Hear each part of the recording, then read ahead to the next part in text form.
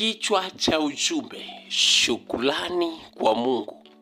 Tuangalie maandiko katika kitabu cha Zaburi sura ya 136 kuanzia mstari wa kwanza mpaka mstari wa 25. Kulingana na muda wetu tutaangalia mistari mitano. Mstari wa kwanza unasomeka hivi: mshukuruni Bwana kwa kuwa ni mwema, kwa maana fadhili zake ni za milele. Mstari wa pili: mshukuruni Mungu wa miungu, kwa maana fadhili zake ni za milele. Mstari wa tatu: mshukuruni Bwana wa mabwana, kwa maana fadhili zake ni za milele. Mstari wa nne: yeye peke yake afanya maajabu makuu, kwa maana fadhili zake ni za milele. Mstari wa tano: yeye aliyefanya mbingu kwa fahamu zake, kwa maana fadhili zake ni za milele. Shukrani ni kitendo cha kutambua mchango wa Mungu katika maisha yako. Unapoanza jambo lolote, anza na shukrani. Unapomaliza jambo lolote, maliza na shukrani. Maana yake, unapoanza jambo lolote na shukrani, unamwalika Mungu aingilie kati katika jambo hilo. Unapomaliza jambo lolote na shukrani, maana yake unatambua mchango wa Mungu katika jambo hilo, ya kuwa yeye ndiye mhusika mkuu, ndiye aliyehusika kwa viwango vikubwa, si kwa akili zako, si kwa maarifa yako, si kwa uweza wako. Unatambua kwamba si kwa akili zako, bali Mungu yeye pekee ndiye aliyehusika katika kufanikisha jambo hilo. Inaweza ikawa ni kuvuka mwaka, inaweza ikawa ni ndoa kurudi kwenye amani, na mambo mengineyo.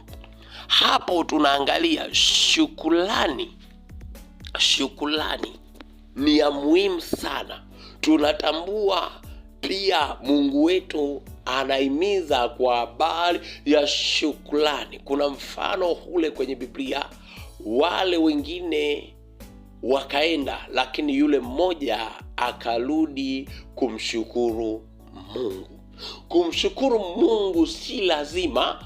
Kumshukuru Mungu ni tendo la hiari la mtu anayetambua uhusika wa Mungu katika jambo alilokuwa nalo. Hapo sio wengi wape, ni mtu binafsi. Mambo ya Mungu sio wengi wape, ni mtu binafsi, mtu na Mungu wake. Ndio maana yule mmoja akarudi kumshukuru Mungu, wale wengine wakaenda. Kuna mfano mmoja katika kitabu cha mifano iliyo hai. Kulikuwa na watu wawili waliokuwa wanaendesha baisikeli, kila mmoja baisikeli yake. Mmoja akaanguka na baisikeli yake, mwingine akuanguka. Yule aliyeanguka akainuka, akajikunguta mavumbi, akaipaki baisikeli yake pembeni, akaenda pembeni ya msitu, akapiga magoti, akasema, Mungu, ninakushukuru kwa kuwa nimeanguka lakini sijaumia.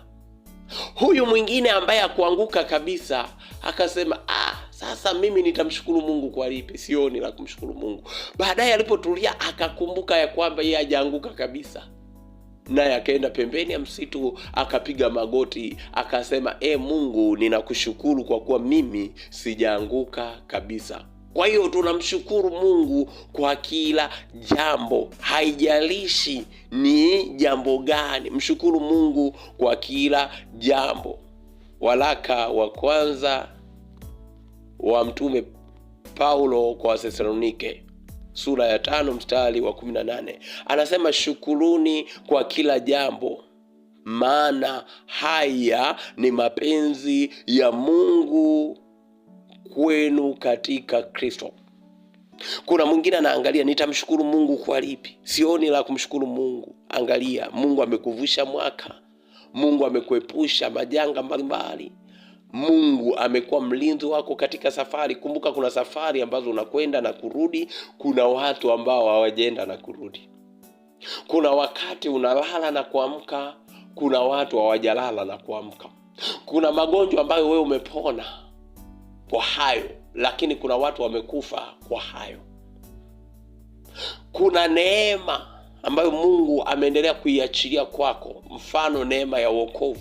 Lakini kuna watu hawajapata neema ya wokovu. Tambua kuna walevi, kuna uzinzi, kuna mambo mbali, lakini Mungu amekutenga kwa hayo.